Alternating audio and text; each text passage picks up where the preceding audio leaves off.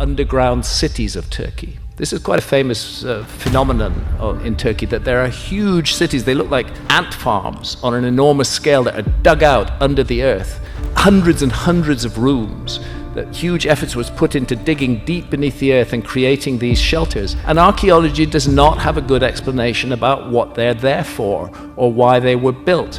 There's another tunnel that way. There's another door there. And it just continues.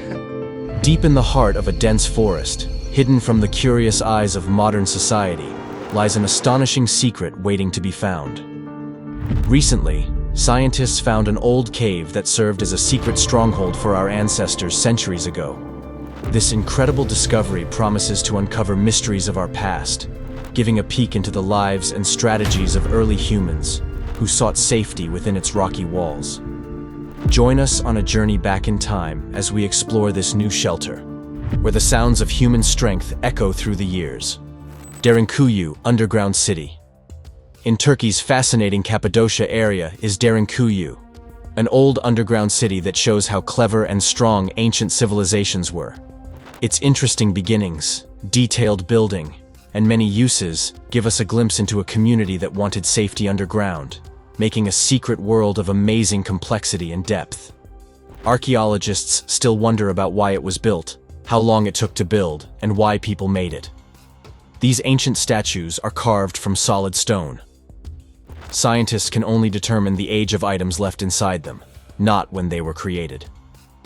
The tale of Derinkuyu dates back to the 8th and 7th centuries BCE. It began with the Phrygians and Indo-European peoples, known for their building prowess, establishing its roots. What initially might have been a small underground hideaway grew over time as different civilizations added new layers and purposes to this remarkable structure. Particularly noteworthy expansions occurred in the 2nd and 3rd centuries AD, when early Christians, fleeing Roman persecution, carved out more living spaces, places of worship, and communal areas within it. Centuries ago, Christians and Muslims alike utilized these structures, which were also employed as dwellings over 2 millennia ago. They served not only as places of worship, but also as homes for communities in ancient times. The creation of Derinkuyu was a monumental achievement. It required digging out around 2.5 million cubic meters of volcanic rock called tuff. This type of rock is easy to carve initially, but becomes hard when it's exposed to air, which makes it perfect for ensuring stability in the city's vast underground areas. Derinkuyu wasn't just a simple hideout. It was used as a fortress during invasions and conflicts in the strategically important region of Cappadocia. The reason underground cities make sense is that they were constructed as safe havens, where people could seek refuge when meteors were bombarding the earth during ancient times. The underground shelter not only provided a safe place to hide, but also functioned as a fully equipped living space. It had water sources, food storage, areas for keeping livestock, and even a jail. Moreover, it was well designed with ventilation and ample water supply, carefully planned for their needs. The city was designed in a complex way that supported a lively community life. It had residential areas, communal kitchens, and places of worship that showed how well the society planned its cities and organized social activities. The city could accommodate up to 20,000 people and had advanced infrastructure. This included a sophisticated ventilation system and a complex network for distributing water. These features demonstrate the ancient world's impressive skill in architecture and engineering. The Derinkuyu holds special importance for early Christians, serving not only as a safe place, but also as a spiritual haven. Its underground chapels and churches, adorned with religious symbols and sculptures, were central to community life and faith, emphasizing the city's role as a religious refuge. This underground world, equivalent in height to an 18-story building below ground level, was ingeniously carved into the earth to a depth of about 200 feet. It provided a comfortable living environment year-round due to its cooler and stable temperatures. Despite being underground, movement within the city was efficient and well-organized. Its advanced ventilation system was particularly impressive, featuring thousands of shafts that ensured fresh air reached even the deepest levels. This system maintained air quality by dispersing smoke from cooking and lighting. Derinkuyu is known for its strong defensive features, Huge stone doors could be quickly moved to block passages, instantly turning the city into a fortress. The intentionally narrow hallways were built to slow down large groups of attackers, giving defenders control over movement. Hidden entrances and exits, some connected to the surface by long tunnels, careful planning to protect the city. These secret passages allowed for sneaky entries and exits, important for gathering information or escaping during attacks. Despite extensive exploration uncovering some of its secrets, Derinkuyu still holds mysteries in its unexplored depths. Certain areas remain restricted due to safety concerns and the risk of collapse, sparking speculation about how extensive this underground network is. In 1963, a resident made an extraordinary discovery in his own home, a hidden room behind a wall that led to the entrance of an ancient city. Derinkuyuyu's importance has reached a global scale, earning it UNESCO World Heritage status alongside other sites in the Cappadocia region. The Longyu Caves. The story of the Longyu Caves begins modestly with Wu Anai, a farmer in the small village of Xi'anbeun in Zhejiang Province, China. This area, known for its beautiful landscapes and traditional farming, wasn't famous for archaeological discoveries. It's crucial to realize that many archaeological finds happen by accident. Wu and his neighbors were puzzled by a village pond that never dried up, even though they tried hard to pump it dry for irrigation. Their curiosity led them to investigate further. They decided to use basic pumps, and after 17 days of pumping out over 20,000 cubic meters of water, they discovered a man-made cavern entrance. This was the first of the Longyu Caves, later called Cave 1. Someone had created it, and it required a massive amount of organized labor and determination. This cave was an architectural marvel, featuring beautiful hand-chiseled carvings, stairways, and sturdy columns. The news of this incredible discovery quickly spread across the region, capturing the imaginations of both the public and academics. The find was particularly exciting because it was so unexpected and because the caves were so large. Inspired by the initial discovery, the local community continued to fund the exploration. By the end of 1992, they had identified 4 more caves, revealing even more of this astonishing underground world. Each cave was different from the others, with its special design, suggesting it was made by a highly advanced yet mysterious civilization that didn't leave any other traces behind. Realizing how important these caves could be for history and culture, the Chinese government acted quickly. They put protections in place for the site and backed scientists to study these puzzling structures in more depth. This response was similar to what happened after other big archaeological finds in China, like when local farmers found the Terracotta Army in Xi'an in 1974.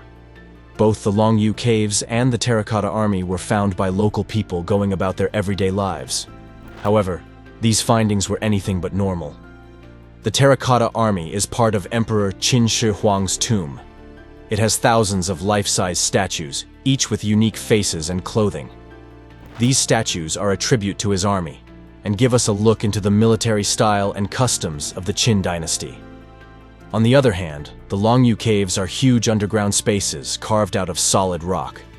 Unlike the Terracotta Army, these caves don't tell us anything about who made them or why, leaving them a complete mystery. Archaeologists are still trying to uncover their secrets, believing that we are just beginning to understand what there is to learn. These finds have greatly changed our understanding of ancient China. The Terracotta Army has given us insight into the military practices of the Qin dynasty, while the Longyu Caves confuse historians due to the lack of historical records about them. Both sites are studied intensely as experts from around the world try to figure out the stories they might tell about China's ancient peoples. The Longyu Caves were cleverly hidden by the mountainous landscape and thick vegetation, which helped keep them hidden for centuries. The rocky area also protected these man-made wonders from natural wear, keeping them in excellent condition. Modern technology has played a key role in exploring and mapping these caves. Techniques like laser scanning and ground-penetrating radar have given detailed information about the cave's sizes and layout. Initial surveys suggested the caves covered an area of about 30,000 square meters, but ongoing exploration may reveal even more sections. The architectural consistency of the Longyu Caves is truly remarkable. Despite their different sizes and designs, each cave shows uniform craftsmanship, with flat bases for pillars and symmetrically spaced architectural elements. This suggests they were likely built under the direction of a single leader, possibly a local ruler or a unified government of that time. The choice of siltstone for construction, which is easier to carve than granite or basalt, allowed for smooth walls and detailed carvings. Inside the caves, high ceilings are supported by huge stone pillars designed to spread weight evenly. The caves are not just engineering marvels, but also works of art. They feature complex water channels likely designed to prevent flooding and maintain a stable internal environment. Ornate gutters and carefully carved bridges enhance both the functionality and beauty of these spaces. The scale of the excavation involved is truly astounding. Imagine removing around 1 million cubic meters of rock using only basic iron or bronze tools. This big task would have required thousands of workers over several decades, maybe even centuries. This massive effort highlights the significant human labor and organization that went into it. Detailed studies of the tool marks and techniques on the cave walls provide archaeologists with valuable insights into the technological skills of that era. Carbon dating of some sections of the caves shows they were built at least 2,000 years ago, during the Eastern Zhou dynasty. This ancient origin adds to the mystery and allure of the Longyu caves. These vast chambers, with no historical records explaining their construction, have sparked many theories about their original purpose. One popular idea is that the caves were ancient storage silos. Researchers supporting this theory point to the stable temperature and humidity levels inside the caves, which are perfect for storing perishables. The interior layout, with platforms and ledges, seems ideal for organizing goods, while the intricate water management systems might have been designed to control moisture levels and keep stored items in good condition. Another theory suggests that these caves served as royal tombs or burial sites for nobility. This fits with ancient traditions worldwide, where elaborate resting places were often constructed for the elite. The extensive labor and detailed craftsmanship involved in creating the Longyu caves imply they were built for important individuals.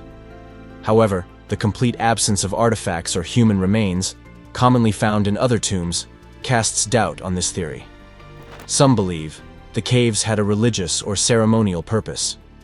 Their secluded and quiet interiors would be suitable for spiritual activities, aligning with the global historical trend of using caves for such purposes. The uniform design and orientation of the caves might suggest they were specifically planned for processions or religious ceremonies, although the lack of religious symbols or artifacts challenges this theory. One practical idea is that the caves were used as quarries. This theory suggests that the caves were mined for stone, which was then used in early Chinese imperial construction projects. However, this doesn't explain why none of the stones appear in any known buildings nearby.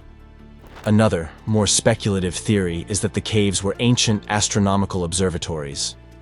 Some people believe that the tunnels and openings in the caves are aligned with specific celestial events, similar to other historic observatories.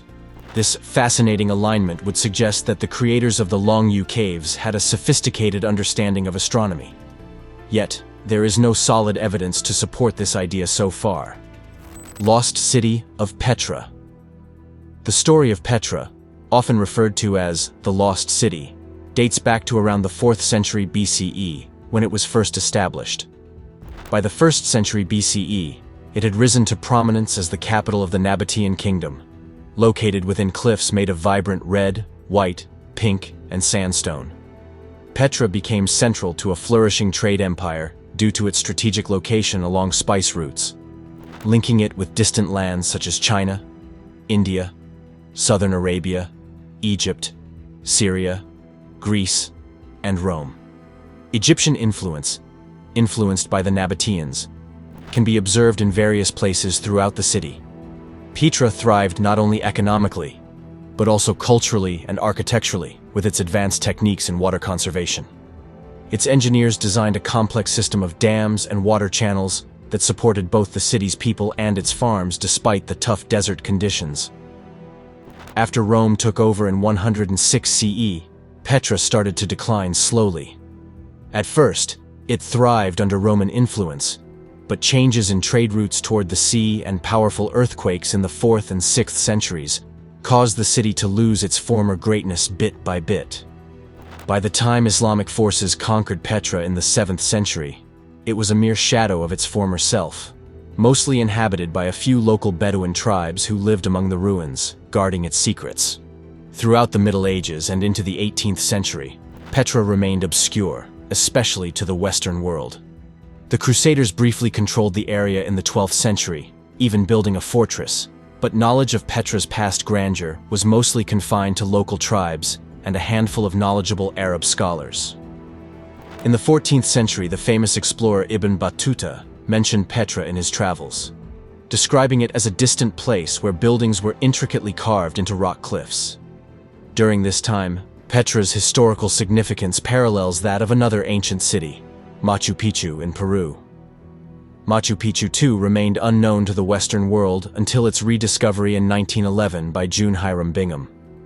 Both cities demonstrated advanced skills in adapting to their natural surroundings, Petra with its sophisticated water management systems, and Machu Picchu with its terraced fields and well-planned urban layout.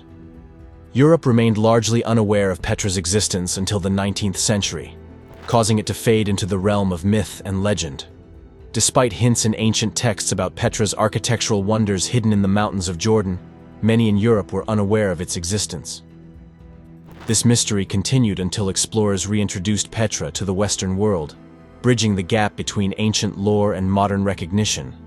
Johann Ludwig Burckhardt, born on the 24th of November 1784, was a Swiss traveler and scholar known for his strong interest and academic abilities. His desire for knowledge led him to make important contributions to Western understanding of ancient sites that had been forgotten or little known. Skilled in many languages and deeply involved in various cultures, Burckhardt became particularly fascinated by Petra, an ancient city that had been lost to European knowledge. To get ready for his travels in the Ottoman Empire, Burckhardt moved to London in 1806. There, he became linked with the African Association, a group dedicated to exploring and mapping Africa. He further expanded his knowledge at Cambridge University, studying Arabic, geography, and Middle Eastern cultures in detail. While at Cambridge, Burckhardt created a detailed alternate identity known as Sheikh Ibrahim ibn Abdallah. This identity wasn't just a disguise for concealing his European origins and exploratory intentions. It represented a strong commitment to cultural immersion, allowing him to travel safely and authentically in mainly Muslim regions. This approach enabled him to gain insights and experiences that would have been otherwise inaccessible. Burckhardt started his journey to Petra in 1812, pretending to go on a pilgrimage to the tomb of the prophet Aaron on Mount Horeb. This pilgrimage was a clever cover for his real mission, to find and record the lost city of Petra. Burckhardt had collected bits of information about Petra from local traders and old writings. His travels from Syria through the Arabian Peninsula were full of challenges, dealing with local conflicts and tough desert landscapes. When he arrived in Petra, disguised as an Islamic teacher, Burckhardt was amazed by the impressive sight of the Sikh, a narrow canyon that stretches over a kilometer, with tall sandstone walls up to 80 meters high on each side. This dramatic path led him to Petra's most famous building, Al-Khazne, also called the Treasury. Carved into pink sandstone cliffs, the front of Al-Khazne is a work of art combining Nabatean, Greek, and Roman styles. The entrance to Petra through the Sikh isn't just a doorway, but a marvelous piece of architecture itself. The narrow canyon, naturally carved by high sandstone cliffs, extends for about 1.2 kilometers and ranges in width from 3 to 16 meters. Walking through it, the towering walls guide visitors towards the heart of Petra, ending at the impressive Al-Khazne. Along the Sikh, ancient water channels show the advanced water system of the Nabateans, designed to collect and preserve scarce rainwater in the desert. The narrowness of the Sikh also acted as a natural defense, similar to famous passes like Thermopylae in Greece, providing a strong barrier against enemies. At the end of the Sikh stands Al-Khazne, or the Treasury, probably built around the 1st century CE as a tomb or temple. The front of this famous building is decorated with a large entrance supported by 6 columns in the Corinthian style, with intricate carvings of mythical creatures. At the top of the facade is an urn, which sparked local stories of hidden treasures inside, giving it the name, the Treasury. The mix of legendary tales and striking buildings at Petra is similar to the fancy temples of Egyptian kings, both full of cultural and symbolic meaning. Petra is an amazing city with a mix of different building styles, with its cultural and trading center. The city's buildings combine Nabatean rock-cut design with Greek, Roman, and later Byzantine styles. This mix is seen not only on the fronts of buildings but all over Petra, including a Roman-style street with columns and a theater that can hold over 3,000 people, carved right from the rock. Petra's theater looks like ancient Greek theaters like Epidaurus, but is distinctly Nabatean. The variety of architecture in Petra shows its role as a place where different civilizations came together, each leaving its mark on its stones and streets. Among the large buildings in Petra, the monastery known as Ad-Dair stands out. Its grand design is similar to that of the famous treasury, but is located in a more quiet and serious area. Getting to the monastery is an adventure involving a hard climb of over 800 steps carved into the rock, which naturally limits the number of casual tourists who visit. Originally built as a Nabatean temple in the 3rd century BC, the monastery was later turned into a Christian chapel during the Byzantine period. Its front, decorated with a huge entrance and framed by tall columns, rivals the greatness of the Parthenon in Athens. However, the monastery's isolation adds a sense of spiritual retreat, contrasting with the civic pride shown by the Parthenon. Petra's charm as a mysterious and adventurous place was greatly boosted by its appearance in the movie Indiana Jones and the Last Crusade. The film shows Petra's treasury as the fictional entrance to the Holy Grail's resting place, capturing the imaginations of viewers worldwide and significantly increasing tourism to the site. This portrayal fits perfectly with themes of discovery and exploration, and how media can dramatically shape the perception and economic realities of an archaeological site. The Ellora Caves. The Ellora Caves, which were fortresses for humans, situated in what is now Chhatrapati Sambhaji Nagar district, Maharashtra, India, are a cherished UNESCO World Heritage Site. They represent an impressive collection of rock-cut temples, predominantly Hindu but also Buddhist and Jain, dating back to 600 to 1000 CE. Carved into the basalt cliffs of the Charanandri Hills, these caves number over 100, with 34 accessible to the public. Among these, Cave 16 stands out for housing the Kailash Temple, renowned as the largest monolithic rock-cut structure globally. This temple, shaped like a chariot and dedicated to Lord Shiva, features intricate sculptures of Hindu deities and relief panels depicting scenes from the Hindu epics. The caves reflect the mastery of Indian rock-cut architecture, showcasing 17 Hindu caves, caves 13 to 29, 12 Buddhist caves, caves 1 to 12, and 5 Jain caves, caves 30 to 34.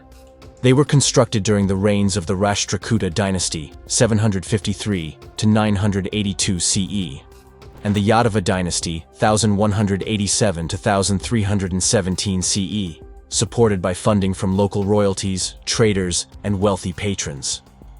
Beyond their religious significance as temples and monasteries, the Ellora Caves played a pivotal role as a commercial hub along ancient trade routes in the Deccan region. Today, the Ellora Caves, alongside the nearby Ajanta Caves, draw numerous tourists to Maharashtra's Marathwada region. They are managed by the Archaeological Survey of India, ASI. Ellora, also known as Varul or Ellura, originates from the ancient name Ellorpuram. This name is traced back to historical records like the Baroda inscription from 812 CE, which praises the grandeur of the Kailasa temple built on a hill by Krishnaraja at Ellapura. Each cave in Ellora is named with suffixes like Guha in Sanskrit or Lina Leni in Marathi, meaning cave.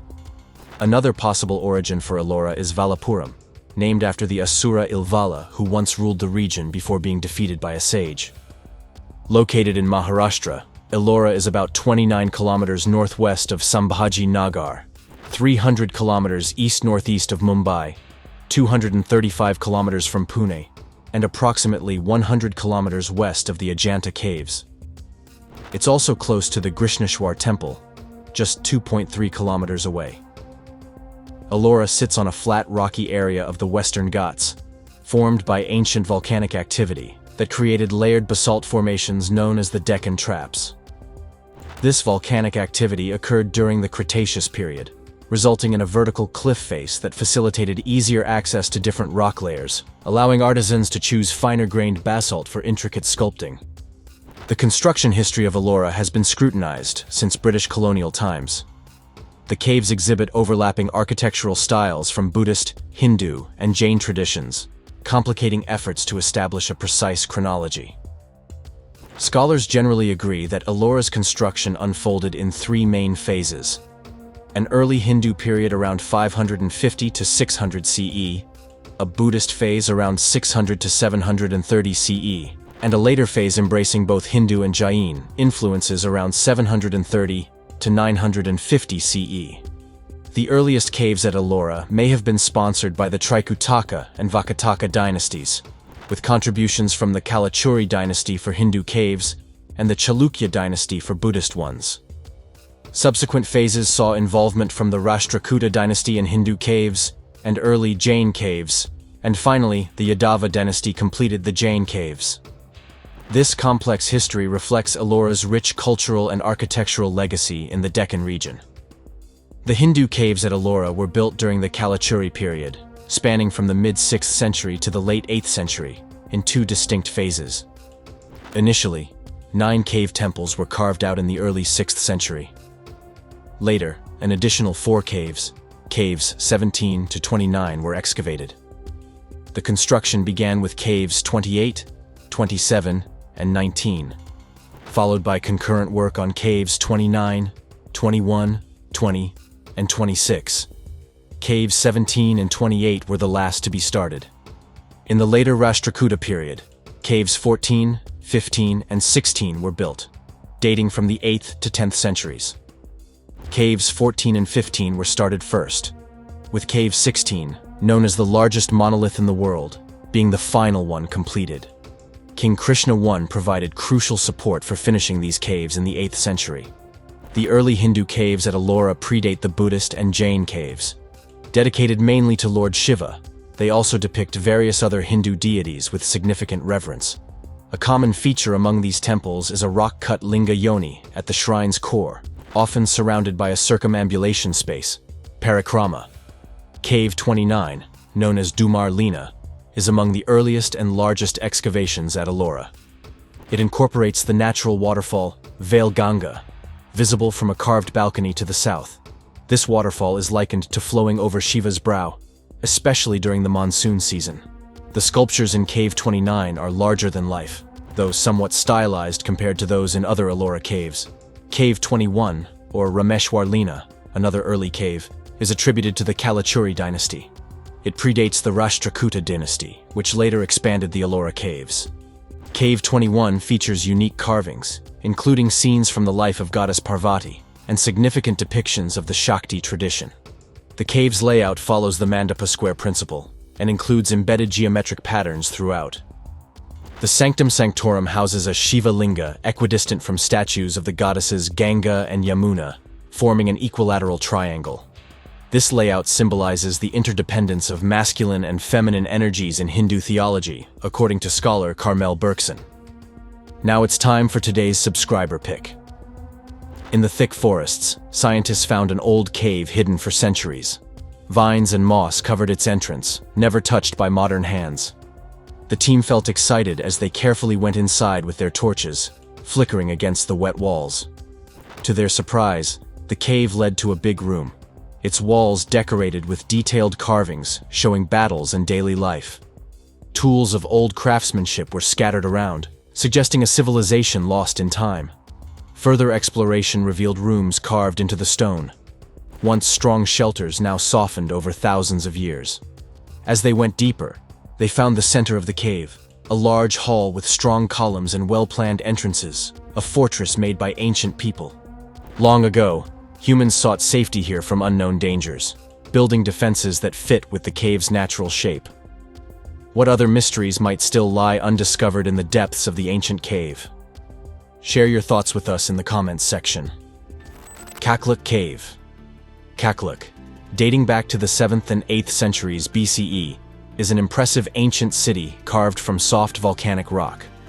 The cave is situated in Kakluk town, which is part of Denizli province, about 30 kilometers away from Denizli city. To reach there, visitors travel east on the highway and then head north upon reaching Kaklik town. The cave was opened to the public in 2002 and has since become a popular destination. Near the cave, there's a small amphitheater, a swimming pool, and a cafeteria for visitors. Inside the cave, you'll find a beautiful variety of rock formations, such as dripstones, stalactites, stalagmites, and travertine. At the cave's base, there's even a small thermal lake. The cave's shape was formed by natural processes. It's often called the Small Pamukkale, comparing it to the famous Pamukkale tourist spot to the west. This rock, known as tuff, was essential for constructing the extensive underground networks the area is famous for. However, Kaklik is unique because it spreads horizontally rather than vertically underground, using a different architectural and strategic approach. The layout of Kaklik is a complex network spread over 8 levels, though only 4 are open to visitors today. The city's horizontal expansion creates a system of tunnels and rooms designed to improve defense. These passages and narrow tunnels are notable because they force potential attackers to move in a single file, making it easier to defend the city. Kaklik's builders created a city that was not just a place to live, but a fortress capable of enduring sieges. The sprawling tunnels and cleverly designed bottlenecks showcase the ingenuity of ancient civilizations in adapting their urban constructions to meet community needs and ensure safety. The network of tunnels and rooms wasn't just for everyday life, it was crucial for defense. The narrow, winding passages, often just tall enough to force a person to bend, acted as natural barriers during enemy attacks. These cramped quarters disadvantaged taller individuals and large groups, making them susceptible to ambush by the city's defenders. Each level of Kaklik could operate independently, equipped with everything needed for extended isolation. The layout of Kaklik shares striking similarities with the legendary labyrinth of King Minos in Crete, designed to confuse and trap the Minotaur. Like this ancient labyrinth, Kaklik's intricate network of passages was strategically designed to safeguard its residents by maximizing defensive advantages and limiting enemy movement. This design reflects the defensive architecture typical of ancient settlements in the area. Unlike other cities that expanded vertically, Kaklik's horizontal spread allowed for easier communication and troop movement within the city during emergencies, providing a tactical advantage. From communal living spaces to defensive features, the city demonstrates an advanced understanding of urban planning and military defense that was remarkably ahead of its time. Which of these ancient caves discovered by scientists that were fortresses for humans did you find intriguing? Let us know your answer in the comments section.